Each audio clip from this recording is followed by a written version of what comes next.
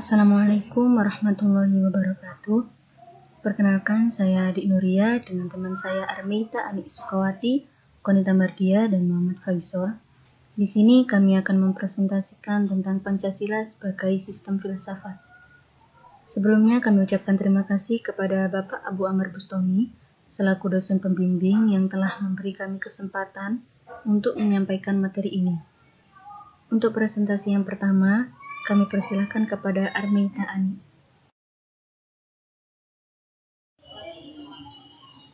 Bab 1. Pengertian filsafat.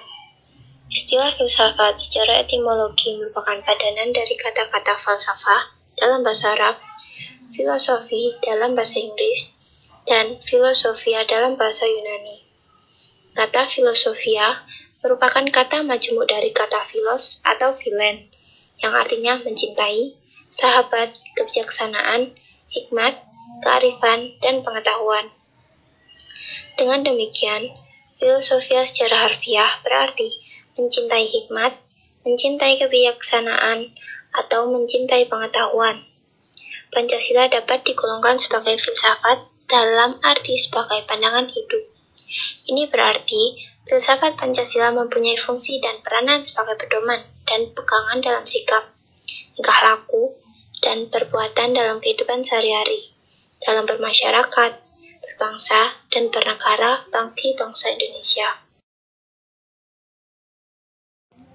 Bab 2. Tokoh-tokoh filsafat yaitu Plato, Aristoteles, René Descartes, Immanuel Kant, Ali Mudofir, Pythagoras, Socrates, Marcus Aurelius Cicero, Al-Kindi, Al-Farabi, Ibnu Masarraf, Ibnu Miskawai, Ibnu Al-Haytham, Al-Biruni, Al-Ghazali, dan Ibnu Sina.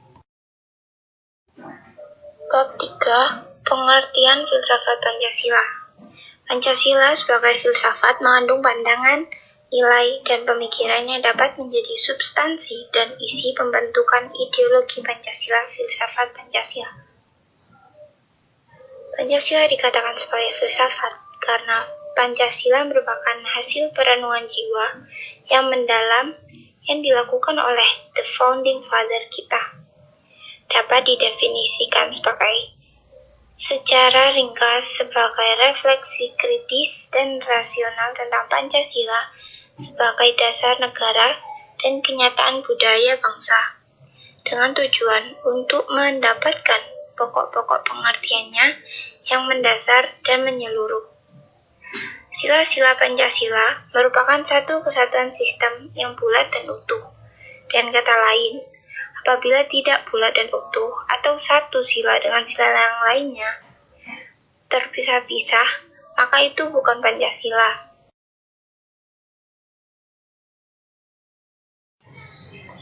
Filsafat Pancasila adalah ilmu filsafat yang objeknya adalah Pancasila, dasar filsafat, asas kerohanian, ideologi negara Republik Indonesia.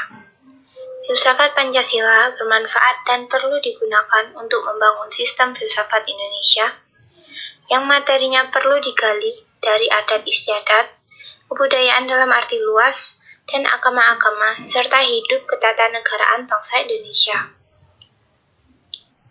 Inti sila-sila Pancasila meliputi ketuhanan, yaitu sebagai kausa prima, yang kedua, manusia, yaitu makhluk hidup dan makhluk sosial, yang ketiga satu, yaitu ketuhanan memiliki kepribadian sendiri, yang keempat rakyat, yaitu unsur mutlak negara, harus bekerja sama dan gotong royong, yang kelima adil, yaitu memberikan keadilan kepada diri sendiri dan orang lain yang menjadi haknya.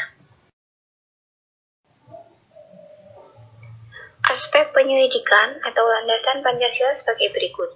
Yang pertama, ontologis, yang kedua, aksiologis, yang ketiga, epistemologis.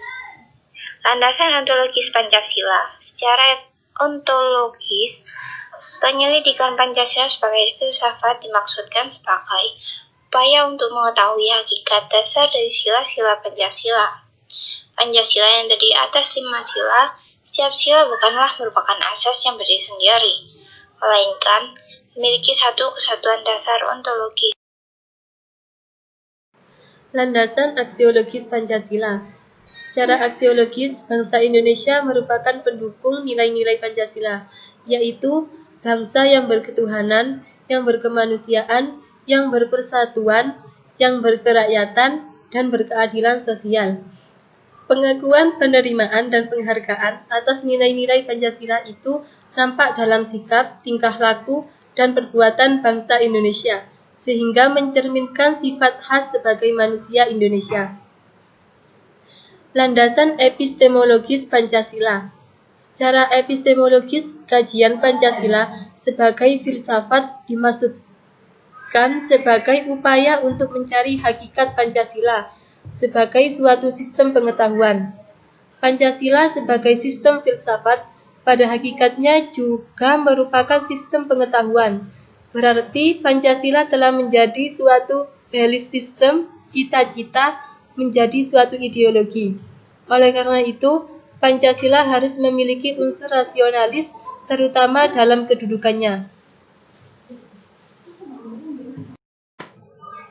Bentuk-bentuk filsafat bersifat religius yang berarti dalam hal kebijaksanaan dan kebenaran mengenal adanya kebenaran mutlak yang berasal dari Tuhan Yang Maha Esa, kebenaran religius, dan sekaligus mengakui keterbatasan kemampuan manusia.